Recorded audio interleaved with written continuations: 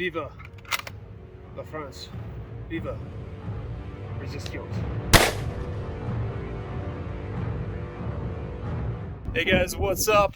Rob Jones, welcome back to the channel. So if you guys saw the intro, yes, we are doing some reviews of some World War II era rifles. I've got my buddy Dawson here. How's it going? Yeah, so Dawson, what are you going to be shooting today? I'll be shooting the British standard issue rifle from the Second World War, the Lee Enfield number 4 Mark 1. So yeah, I'll be shooting a Car 98K, or the Kriegs model, which was stamped in 1944 because they stripped off all the bells and whistles and said, here is a rifle, go shoot the Russians. So these are 80-year-old rifles that we are shooting in a frozen Wisconsin right now. I don't know if you guys can tell, there's a lot of wind, and it started out kind of a nice sunny day, but I'm f***ing cold. It's not helping my hair either. Yeah, no, your hair is not camera ready, but that's fine. Sure isn't. Nobody really cares. It's a gun channel. Who cares? Like, right? All right, so we're gonna get set up and we'll start working on this for you guys. Yeah, I mean, it's a gorgeous looking rifle here. We'll show you what we're looking at. So there's the car. And this is the Enfield. It's just that classic look, like a mixture of industrial and like old world that I kind of love. It just feels right. Even though I know like these rifles are way overpowered for shooting a non-armored target. Like if you're not wearing, nobody's at this time wearing any sort of ballistic rated armor. So what's the point of having a round moving this fast and that big? I think it was mainly the point of moving on from the black powder days into the smokeless era. Yes, we're moving from 68 caliber and 50 caliber black powder to, oh yeah, it's a 30 cal essentially, so it's a little bit smaller. But yeah, the British 303, what's that ballistically like? Now you got into ballistics.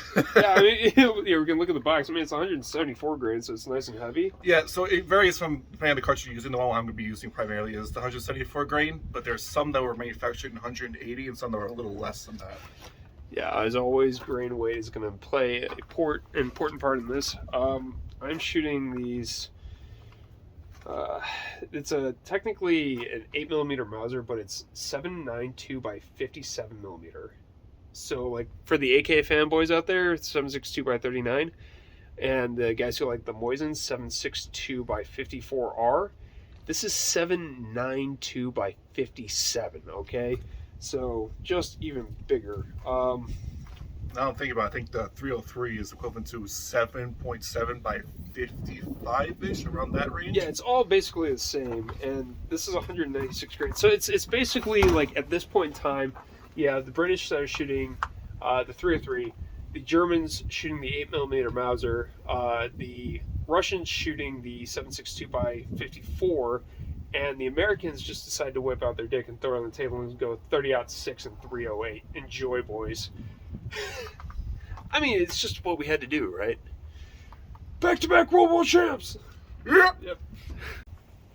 All right, so Car 98, as we already mentioned with the Enfield in the car, 10-round magazine, correct? Yes, sir. 5-round capacity. Both operated with stripper clips to load them, although the car would just require 1 stripper clip with 5. Obviously, the Enfield would need 2. Yes, yeah. 5-round stripper clips for each. Yeah. Lengthwise, try to line them up butt to butt. Almost the exact same length, which is impressive because this is the Car 98K Kriegs model or war model. And this was produced in 44, so the Germans were pretty desperate at that point in time, so they removed things like the rod at the end here and a couple other bells and whistles. Cheaper made stock, just because they needed it to fight the Germans at that point. But this one was made in 43, correct? Yes. And I believe the one way to tell us based on if it's more last stage and trying to get them on production, it's based on how many grooves are in the rifle barreling. The barrel, I did not check it recently. I believe there's more than 2, which means it's good. Okay, nice. So the other thing to note is, again, like, I feel like most of this is the British had their model of rifle figured out pretty early on. Like the Enfield went like production in the 1890s. Yeah, late 1890s. It was more. That's their traditional rifle that came out, and that's like we're sticking with this for the next 100 or so years, and we're good. Yeah, they were like, hey, this is our rifle now. Second target from the right. Okay.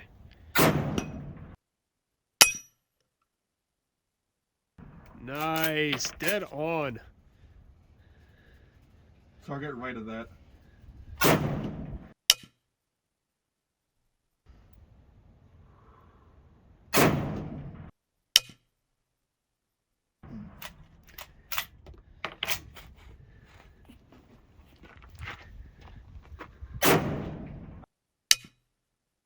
I'm just missing it. I think it hit me a little high there. Usually that first shot of the day is pretty good. You just reset and life's good.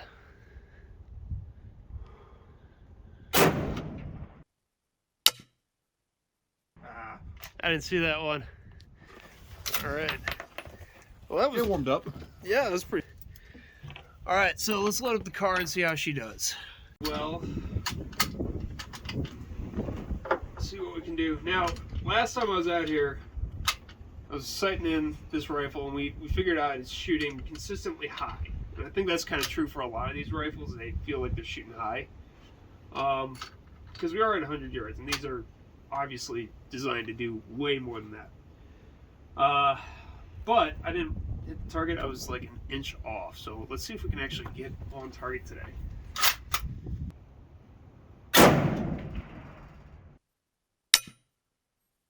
Fly.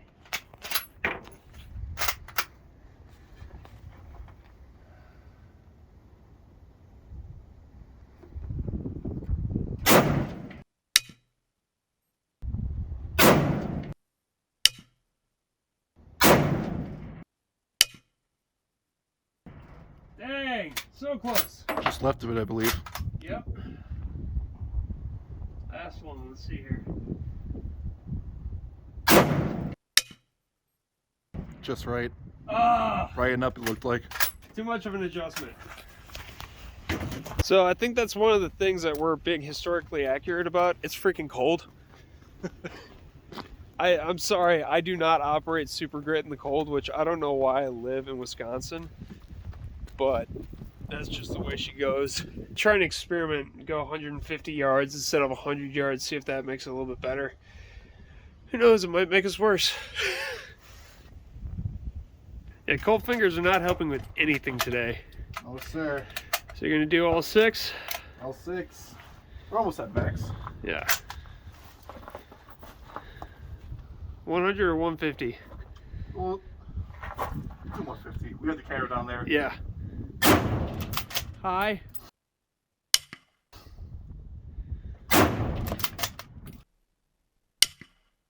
High. I saw where that one landed. Yeah. Way low. Come on now.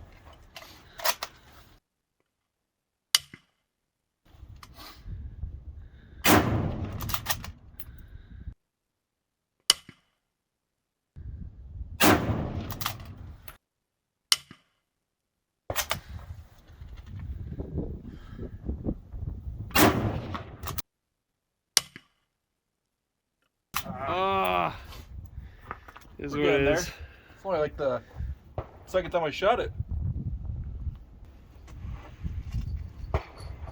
I just know some dude's gonna be like, oh, you guys can't shoot this shit for whatever. You're not accurate. Well, shit, Sherlock. Of course we're not accurate. We are well aware of that fact.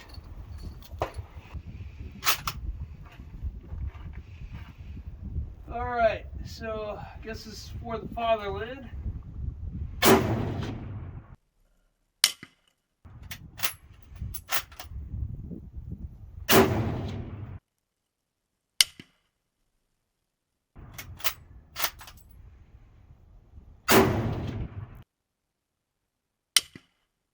Just left.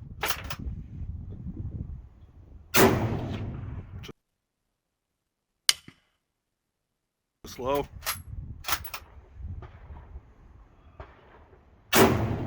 Oh, it was close.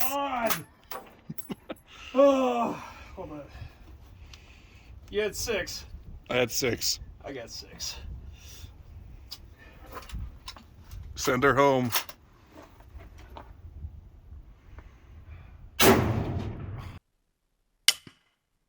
Oh!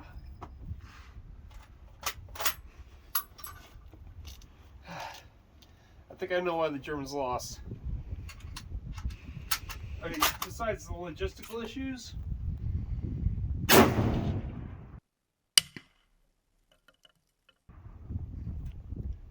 I feel like I'm all over that target.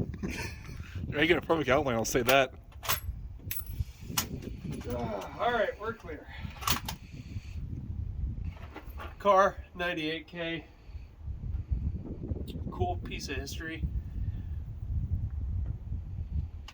That's all I can say about that. That's all I gotta say about that. Alright guys, you might be wondering why I'm laying down in the dirt.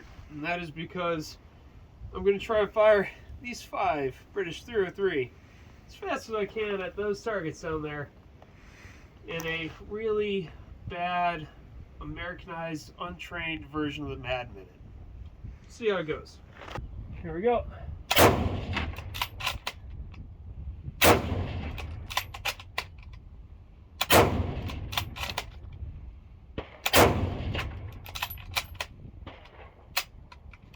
You just got jammed.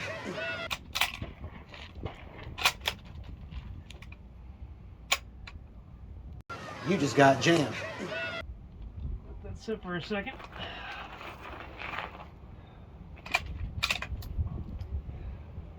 Light primer strike. You just got jammed. I don't think this one's gonna go.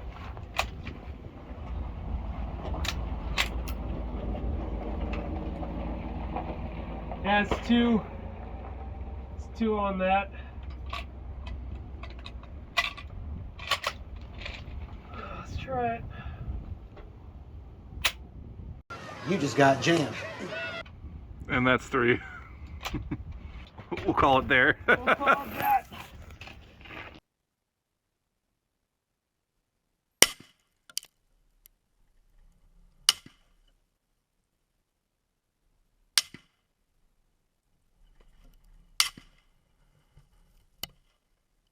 Oh,